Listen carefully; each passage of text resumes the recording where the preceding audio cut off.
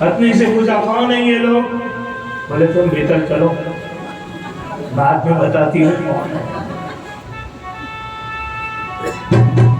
अजामिल की सिट्टी पिट्टी बिल्कुल गुम हो गई, कुछ बोला नहीं, चुपचाप घर में गया। पत्नी बोली पी कर आया करो तो बकवास न किया करो, चुपचाप सो जाया करो। अब भैया जो है चुपचाप जाकर के सो गए। संतों ने रात भर संकीर्तन करके उस स्थान को पवित्र किया। भगवान के मंगल में ध्वनि से वातावरण आह्लादित हो गया। इतना अद्भुत पूरे गांव का उद्धार हुआ होगा। सुबह सुबह के समय संत पहुंचे अजामिल के पास। अजामिल को बोला अब हम तुम्हारे द्वार से विदा हो रहे हैं, और संत जब द्वार से जाएं तो उन्हें जो भी बन पड़े विदाई देना चाहिए।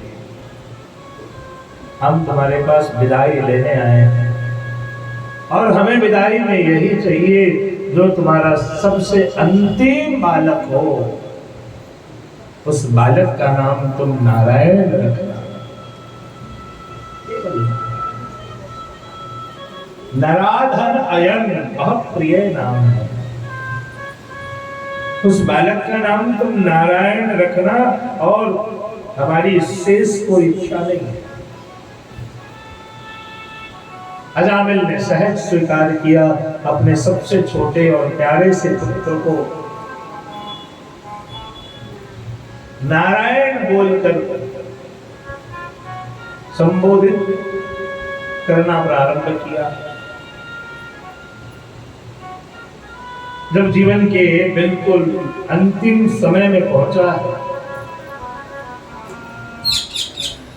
धर्मराज ने यमराजों को कहा कि भयंकर दंड देते हुए नरक की यातना देते देते अजामिल को लेकर आना है।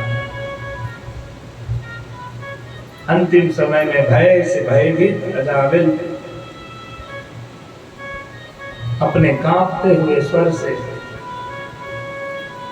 वृद्धावस्था की जटिल गंभीर बीमारियों से ग्रसित अजामिल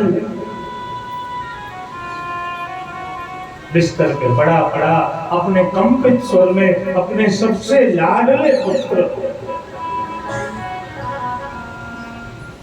नारायण को याद करके और बड़े आर्त स्वर से कहा, बेटा नारायण। और ये नारायण शब्द की गूंज ऊपर तक पहुंच गई, और भगवान इतने उतावले हो गए, भगवान ने कहा जल्दी जाओ, लेट मत करना। मेरा परम प्रिय सेवक अजामिल अंतिम क्षणों में, और उसने अंत में मुझे याद किया है, मुझे पुकारा है, मुझे बुलाया है, इसलिए जाओ, ध्यान रखना, कोई कष्ट न हो, खूब सम्मान पूर्वक मेरे पास मेरे वैकुंठ लोक में लेकर अजामिल को आना।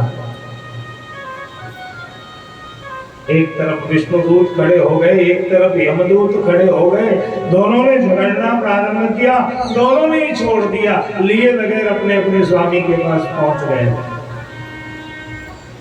अजामिल ने देखा कि एक नारायण शब्द बोलने से अगर ठाकुर जी की इतनी कृपा हो सकती है तो अब मुझे संसार में नहीं रहना, तुरंत ही संसार का त्याग करके और जंगल की ओर तप करने के लिए चले गए। इधर धर्मराज यमराज को लगा कि इस प्रकार की अगर दखल अंदाजी रहेगी दिनों दिन व्यवस्था बिगड़ती चली जाएगी, इसलिए मापदंड तय करना जरूरी हो गया है। कौन से जीव को भगवान वैकुंठ में लेंगे और कौन से जीव को लेने मुझे पहुंचना है। तो आज धर्मराज स्वयं भगवान के पास पहुंचे और भगवान को पूछा कि भगवान आपकी क्या आज्ञा है, कौन से जीव को लेकर आप आएंगे और कौन से जीव को लेकर मुझे जाना है। तब जाकर के भगवान कहते हैं, ये श्लोक मेरे पूज्य गुरुदेव को बहुत प्रिय श्लोक। जब भागवत जी पढ़ाना प्रारंभ हुआ तब सर्वप्रथम इसी श्लोक का रटन हुआ था।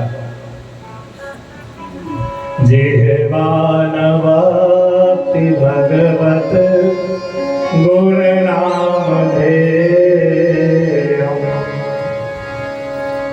जिह्वानवाप्ति भगवत गुण नामधेयम्, चेतश्च न स्मरति तत् चरणारविन्दम्, कृष्णाय नो नमति चिर एकदापि, तारानयध्वमसतो कृतविष्णुकृत्या, तारानयध्वमसतो कृतविष्णुकृत्या, जिह्वानवाप्ति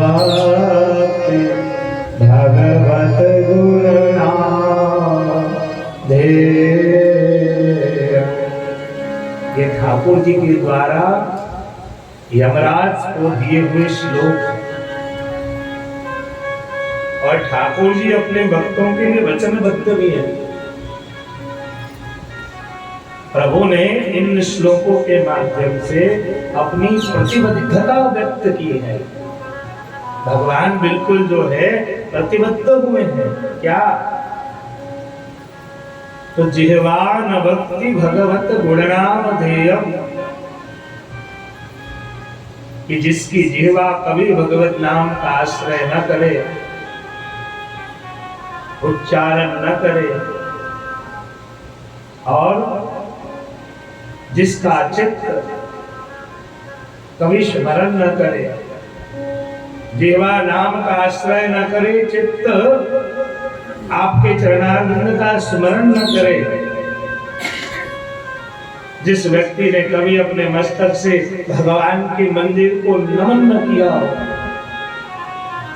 कृष्णाय नो नमति चिर एकदापि, जिसने एक दिन भी कृष्ण को नमन न किया हो, हे यमराज, ऐसे जीवों को लेकर आप जाइएगा, लेकिन एक कालम द्विकालम का त्रिकालम यह पठेन्य।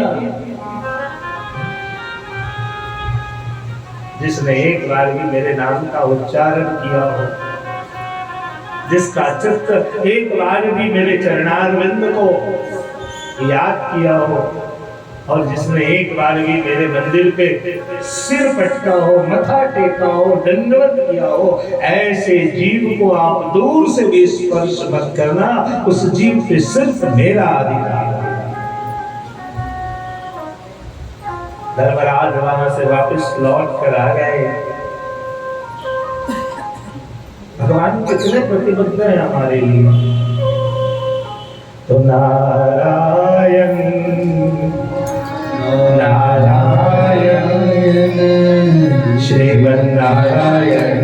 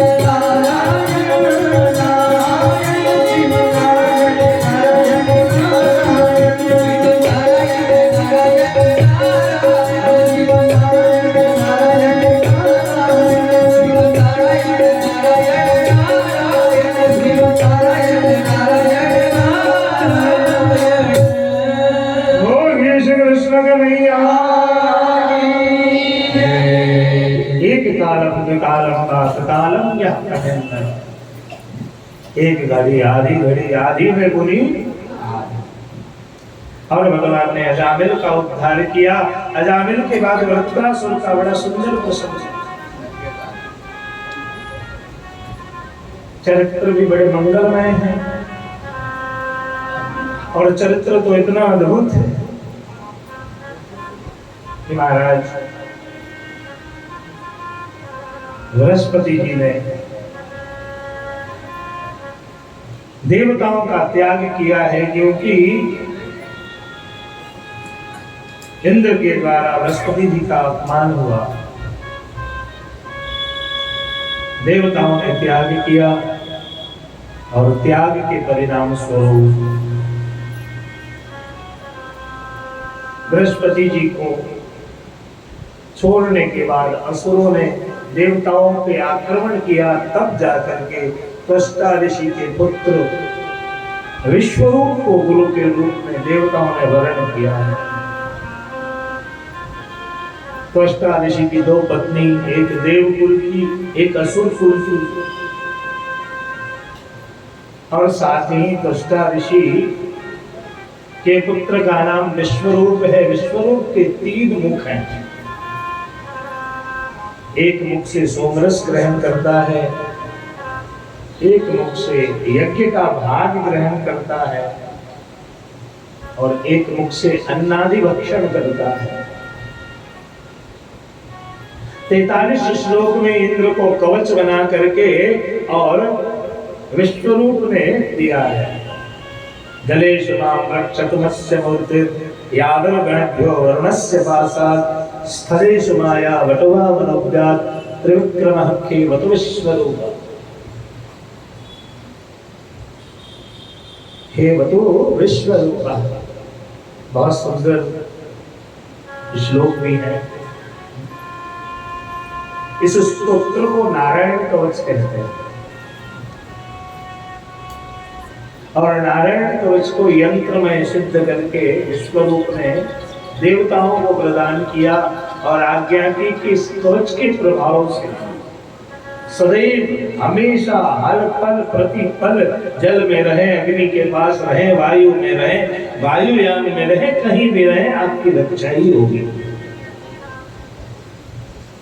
हम वैष्णवों के लिए श्रीमद् भागवत ही वैष्णव तंत्र है। अब नारायण कवच का उपदेश दिया। अब देवताओं की जो बातें हैं वो असुरों तक पहुंच जाती थी। इंद्र को लगा कि इसकी एक मां असुर कुल की है और ये हमारी बात जो है वहां पहुंचाता है। इंद्र ने पुनः एक बार दुस्साहस किया और अपने गुरु विश्वरूप की हत्या कर दी। विश्वरूप के मृत्यु के बाद इंद्र ने एक यज्ञ किया है। श्रृंगी ऋषि यज्ञ कराने के लिए पहुंचे। इंद्र के पाप को 4 भागों में विभक्त किया। एक भाग स्त्रियों को दिया, जो स्त्रियां रजस्वला होती हैं। एक भाग नदियों को दिया, नदी भी रजस्वला होती है। एक भाग पर्वत को दिया, पर्वत भी रजस्वला होते हैं। और एक भाग वृक्षों को दिया, वृक्ष भी। इस प्रकार से देवराज इंद्र के पाप को 4 भागों में विभक्त किया। त्वष्टा ऋषि को जब जानकारी हुई कि मेरे पुत्र की हत्या हुई देव ब्राह्मण ऋषियों को बुला करके यज्ञ प्रारंभ किया है। ब्राह्मण सेवा, गौ सेवा। ब्राह्मण के द्वारा मंत्र की प्राप्ति और गौ के द्वारा घी की प्राप्ति, दोनों के संबंध से ही देवताओं का यजन पूजन होता है। दोनों के संबंध से ही मानव का कल्याण होता है और दोनों ही सात्विक श्रेणी के जीव माने गए। दोनों ही अत्यंत सात्विक श्रेणी। आप ब्राह्मण की निंदा करो, जी भर के करो, कोई दिक्कत नहीं, लेकिन उद्धार भी फिर उसी से होता है। अपने समाज की एक बड़ी समस्या है, राजनीतिक समस्या है। ब्राह्मण बनना सबको पसंद है, लेकिन ब्राह्मण को गाली देके सबको बनना ब्राह्मण ही है कि मैं राजनीतिक व्यंग कर रहा हूं। ब्राह्मण होने की इच्छा सबको है। सब मंत्री पद और सीएम बनने के बाद छुआछूत, झूठा कूटा सब पे ध्यान देने लगते हैं, आचार विचार सब सुधर जाता है। ब्राह्मण जाति का नहीं, आचरण का नाम है। आचरण को ब्राह्मण कहते हैं। पहले के राजा, पहले के महाराजा ब्राह्मणों को इसलिए पूजते थे कि उनसे बल प्राप्त होता था। और गौ माता, मैंने बहुत भौगोलिक अध्ययन किया है कि जिन क्षेत्रों में आज भी देश की गौ माता खुलेआम घूम रही है, उन स्थानों में आज भी बहुत समृद्धि है। आज भी बहुत समृद्धि है, क्योंकि मैं जमीन पे बहुत घूमा हूं। चाहे उत्तर प्रदेश हो, गुजरात के तो गांव-गांव में, मध्य प्रदेश के गांव-गांव में, राजस्थान के गांव-गांव में, सिर्फ भौतिक समृद्धि नहीं, उनके भीतर आध्यात्मिक शक्ति। आप गुजरात में जाएं, गुजरात में आपको गांव-गांव में गौ माता खुले में घूमती मिलती।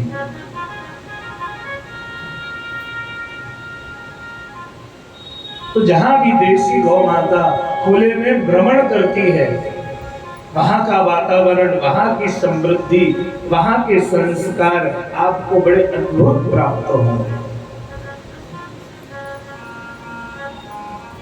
तो महाराज त्वष्टा ने यज्ञ करना प्रारंभ किया। ब्राह्मणों ने मंत्रोच्चारण करना प्रारंभ किया। मंत्रोच्चारण के प्रभाव से जो पुत्र हो, उस पुत्र से देवराज इंद्र की हत्या हो जाए, ऐसा संकल्प किया। ब्राह्मणों ने स्वीकार कर लिया कि मैं आपको सफल कर दूंगा। दक्षिणाग्नि मतलब चिताग्नि में जाकर के और आहुति प्रदान करने लगे। मंत्रों का उच्चारण होने लग गया। देवताओं में हाहाकार की स्थिति उत्पन्न हुई। सारे देव हाहाकार करने लग गए। अब क्या होगा? सारे देवता सरस्वती माँ के पास पहुंचे और सरस्वती के पास जाकर के प्रार्थना करने लग गए, आप हमारे प्राणों को बचाइए। तब सरस्वती ब्राह्मणों की जीवा पे गई और मंत्र का उच्चारण बदल गया। इंद्र को मारने वाला नहीं, इंद्र से मरने वाला पुत्र उत्पन्न हो गया। लेकिन परम भागवत भक्त, परम भगवदीय बालक उत्पन्न हुआ। और ऐसा भगवदीय बालक उत्पन्न हुआ, कई बार इंद्र को उसने परास्त किया, कई बार देवता पराजित हो चुके हैं। अंत में जाकर के देवताओं ने दधीचि ऋषि से,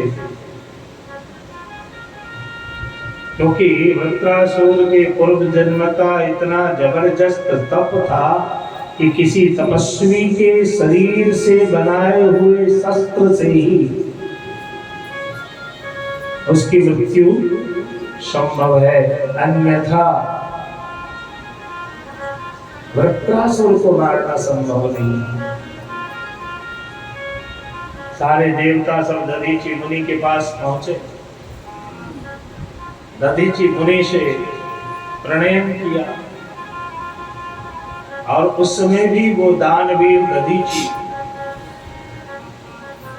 दधीची ऋषि ने सहर्ष अपने शरीर को अर्पण किया है। बहुत ही करुण कथा है। जब दधीची ऋषि के शरीर में से हाड़ पिंजर निकलने के बाद जब उनके शेष शरीर का अग्नि संस्कार हो रहा था, उसी अग्नि में उनकी पत्नी भी आकर के कूद जाती है और एक 5 साल का छोटा बच्चा होता है उनके पास।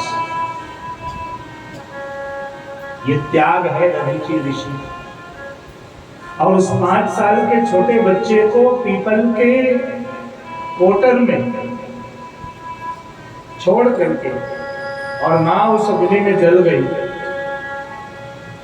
उसी पीपल के कोटर में बड़े हुए हैं पिपलाद ऋषि। उसी में से पिपलाद ऋषि प्रकट हुए। तो महाराज दधीची ऋषि के शरीर से इंद्र के वज्र का निर्माण हुआ। वृत्रासुर जैसे परम भक्त वीर भक्त, वृत्रासुर के जैसे ही इंद्र ने वार किया और इंद्र के वार होते ही वृत्रासुर को लगा कि अब मेरा अंतिम समय आ गया है। अब ये अंतिम अवस्था है। इंद्र से निवेदन किया, महाराज मुझे 5 मिनट के लिए भगवान की स्तुति करने दी। और इसी स्तुति में धर्म अर्थ काम मोक्ष ये चतुश्लोकी जो है वो श्री महाप्रभु जी के चतुश्लोकी, श्री गोसाई जी के चतुश्लोकी के समान ही अत्यंत रसाल और विशाल है। वृत्रासुर ने कहा कि अहम हरे तब पादैकमूलम्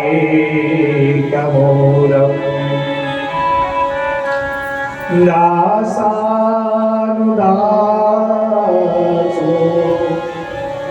भवितास्मि भूयो। 4 दृष्टांत दिया है। अंत में कहा संसार चक्रे भ्रमता स्वकर्म भी।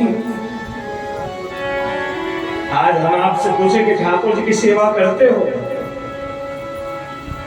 आप बोलेंगे कि ठाकुर जी की कृपा ही नहीं हो रही कि मैं सेवा करूं। नहीं, बात ऐसी नहीं है। वृत्रासुर ने कहा कि हे प्रभु, इस संसार रूपी चक्र में हम जो गोल गोल घूम रहे हैं वो आपके कारण नहीं, हम अपने कर्मों के कारण घूम रहे हैं। हमारे कर्म वैसे नहीं है जो हम आप तक पहुंच सके। हमें अपने कर्मों को सुधारना है। संसार चक्रे भ्रमता स्वकर्म भी। अभी मैं आपको एक प्रसंग सुनाऊं, बहुत अद्भुत प्रसंग है। हमारे बैठक जी में अभी तक महाप्रभु जी दूध घर आरोप थे। राधाष्टमी के दिन एक महाराष्ट्री पधारे और आप सूर्य ने अपने हाथ से नागरी सिद्ध की और बोले अब महाप्रभु जी को नागरी भी लगाओ। हाजीपुर बैठक जी के दर्शन तो आप सबको आते ही होंगे। प्रभु ने बड़ी कृपा की, सुंदर सुंदर वहां भी मनोरथ आयोजित होते हैं। गौ माता भी विराजती है। 8-6 गौ माता है इस समय। इसी वर्ष हमने नया गौशाला भी सिद्ध किया है और भी बैठक जी का विस्तार हो रहा है। अब आप समय समय पे आते रहिए। अपने यहाँ 2 बार अन्नकूट भी आरोपते हैं। एक अन्नकूट दूधगर में आरोपते हैं, एक अन्नकूट सखड़ी में आरोपते हैं। तो महाप्रभु जी की बड़ी कृपा हुई। समय समय इस वर्ष रतन जी, आवा बहन सब पहुंचे थे बैठक जी। साली बहन भी साल भर में एक बार कमला आंटी को लेकर के पहुंच ही जाती हैं। और अभी आप लोगों में से बहुत लोग बाकी हैं। और मैं ये कहूंगा कि सिर्फ जीवन में एक बार मत आइएगा। लखनऊ से हाजीपुर की बहुत दूरी नहीं है। 12-13 साल पहले रानी बहन, राजकिशोर जी सब बहुत टीम बना करके आए थे। बड़ा आनंद आया। और अपने बैठक जी के विकास में लखनऊ के वैष्णवों का बहुत बड़ा योगदान है। मैं ताली बजा करके आप सबका अभिवादन करता हूँ। आप सबके कारण बहुत विस्तार हुआ। मैं बहुत सबको तो मैं नाम से ही जानता हूँ। आप में से 100 लोग तो ऐसे हैं जिनको नाम से ही जान रहा हूँ। क्या तो महाराष्ट्र इतने क्रोधित हो गए, बोले कि आंवला से तो भक्ति रस नष्ट होता है, कि तुमने ठाकुर जी को धराने की सोची तो कैसे सोची। तब हमने कहा कि देखो आज किस प्रकार से चमत्कार होते गया। बरनी का फूटना, ठीक निज मंदिर से मेरा बाहर आना और आप पे ही नजर जाना और आपकी गलती को रोकना। तो संसार चक्रे भ्रमतः स्वकर्म भी, पहले ही वो अथाना दूषित हो चुका था। मुखिया की दृष्टि तो बाद में पहुंची। मुखिया की दृष्टि पड़ने से वो जो पाप कर्म हो रहा था, जो अनाचार हो रहा था, उस अनाचार को महाप्रभु जी ने प्रकट कर दिया। तो जब आपके ऊपर ठाकुर जी की कृपा होगी, जब आपके हाथ की सेवा लेनी होगी, आपका उद्धार करना होगा, तो जब आप कुछ गलत करने जाओगे, ठाकुर जी किसी न किसी रूप में सामने आकर के आपको रोक करके आपकी रक्षा करेंगे, आपको बचाएंगे। लेकिन जब आपको संसार में भटकना होगा तो संसार चक्रे भ्रमतः स्वकर्म भी, अपने ही कर्मों के कारण इंसान संसार में भटकता है। 4 श्लोकों में मधुर स्तुति करने के बाद भगवान ने उसी वज्र में वृत्रासुर को दर्शन दिया और दर्शन देकर के भगवान अदृश्य हुए। वृत्रासुर को परम गति की प्राप्ति हुई। अंत में श्री नारद जी के द्वारा त्रिपुरा दहन की कथा और हिरण्याक्ष के वध के बाद हिरण्याकश्यपु ने 10,000 वर्षों तक गंधमादन पर्वत में तप किया है। पत्नी का नाम कयाधु है। 10,000 वर्षों तक तप के प्रभाव से ब्रह्मा जी प्रसन्न हुए। ये भगवान की पुष्टि लीला है। इस पुष्टि लीला पे हम कल विचार करेंगे। आज नरसिंह जन्म के साथ ही हम कथा को विश्राम देंगे। प्रिय वैष्णवों, कल कृष्ण जन्मोत्सव का शुभ दिन है। राम जन्मोत्सव और वामन जन्मोत्सव का आनंद भी हम कर ही लेंगे। तो सबको उत्साह से, प्रेम से, स्नेह से आप सबको अधिक से अधिक संख्या में उपस्थित होना। वैसे कल छुट्टी भी है और केसरी वस्त्रों में आना है।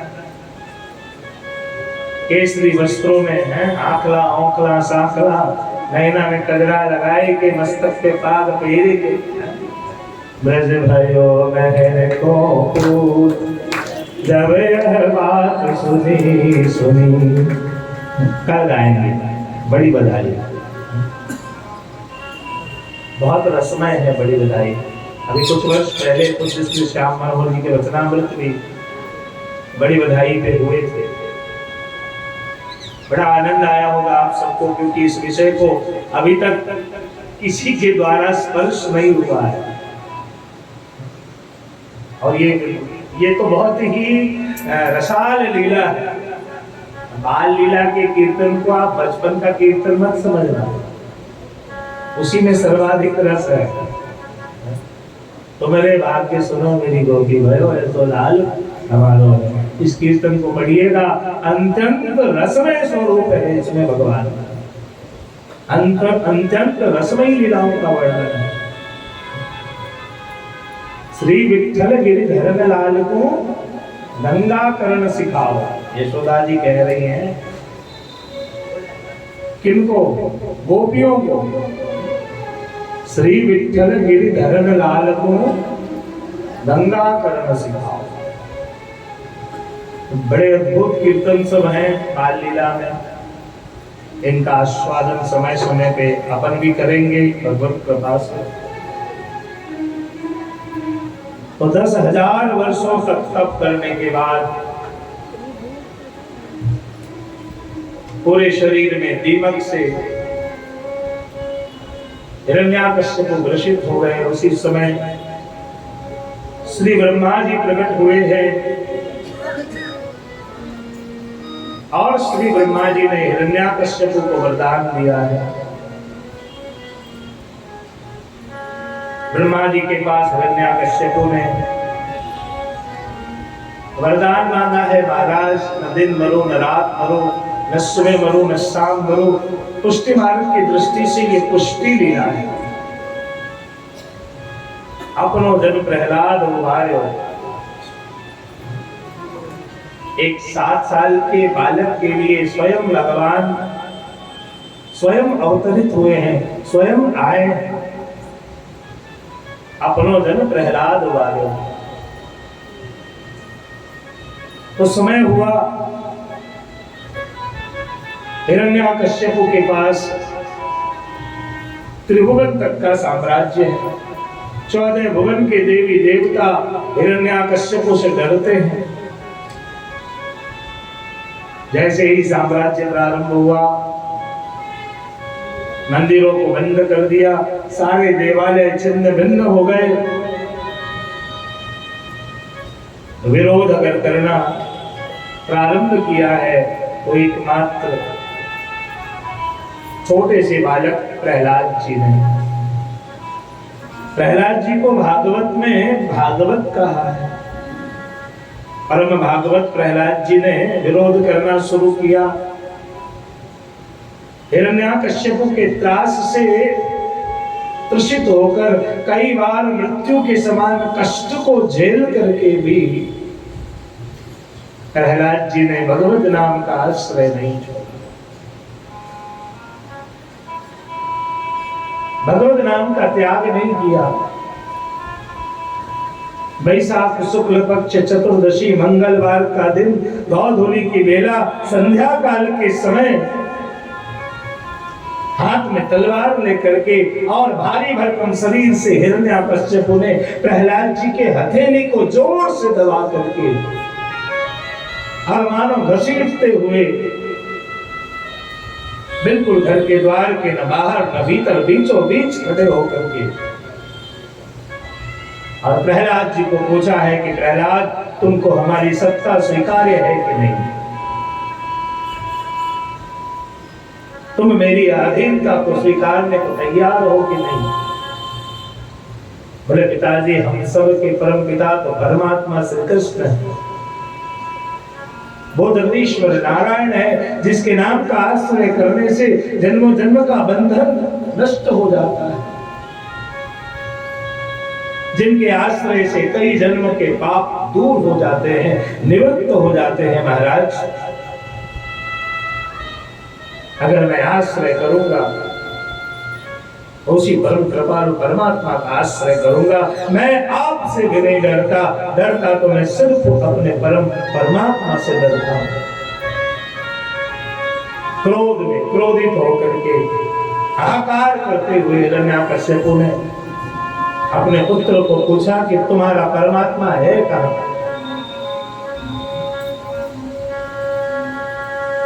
कहां है तुम्हारा भगवान?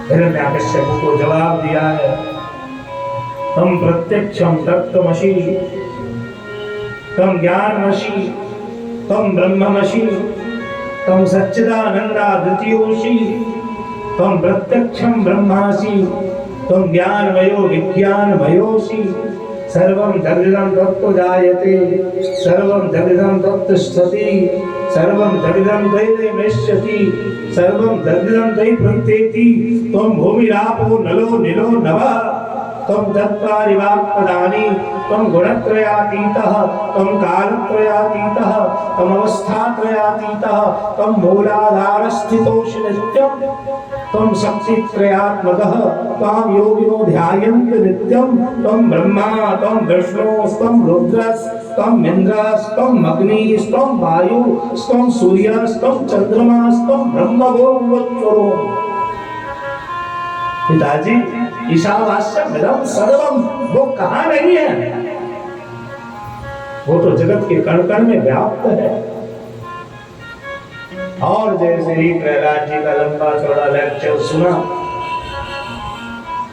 एक बार मुष्टिका बांध करके और अट्टहास्य करते हुए सामने खड़े स्तंभ पे जोर से मुष्टिका से प्रहार किया है।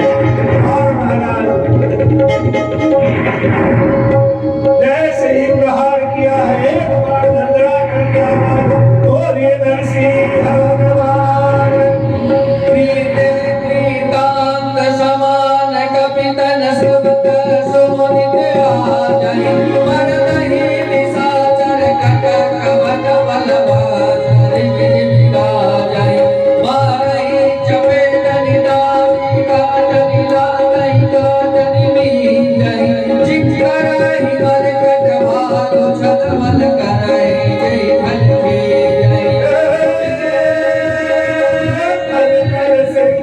भजन सिंहम भजन सिंहम धरनि धरा हे भजन सिंहम भजन सिंहम भजन सिंहम धरनि धरा भजन सिंहम धरनि धरा भजन सिंहम धरनि धरा असाद उदारम अनिवारम देवनारम अनधारम धरिदार भारहि गुर विदारहि गल आतावरि मेलहि प्रहलाद पति जनु विविध गनु धरि समार अंगन खेलहि समार अंगन खेलहि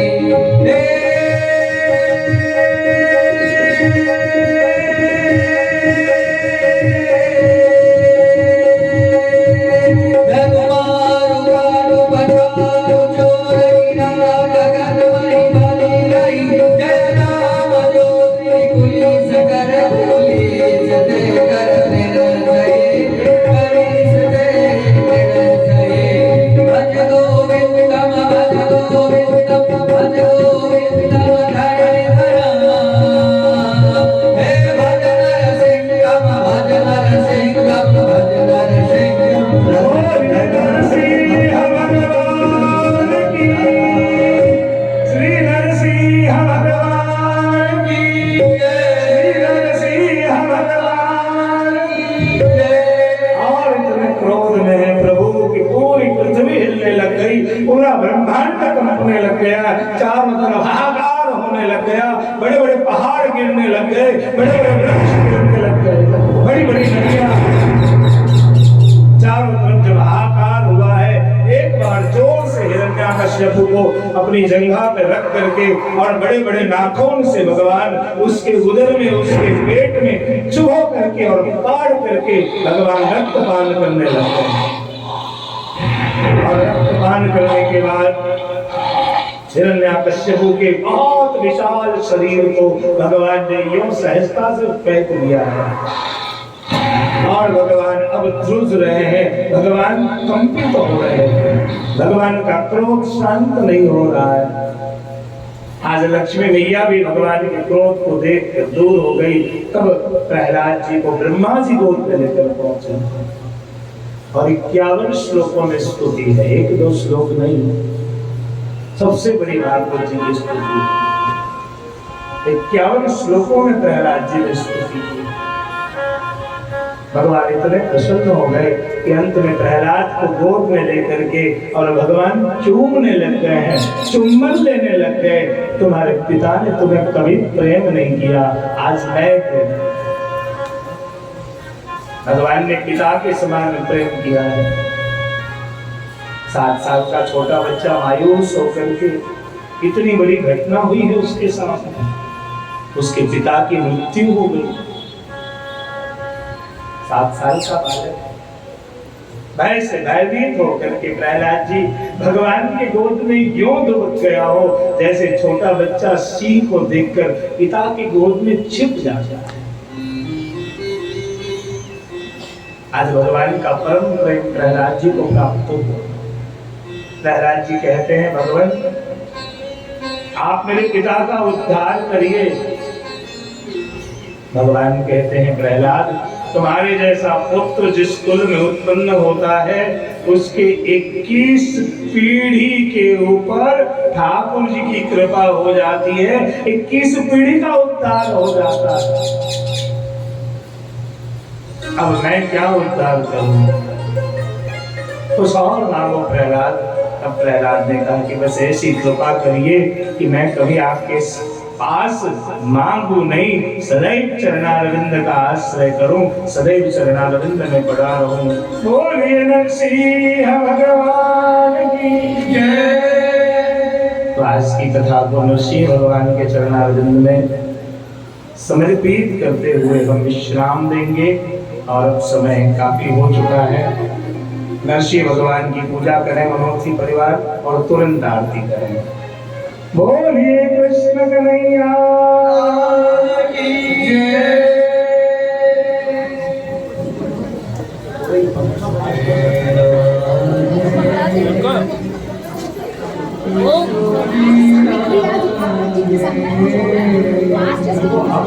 पहले से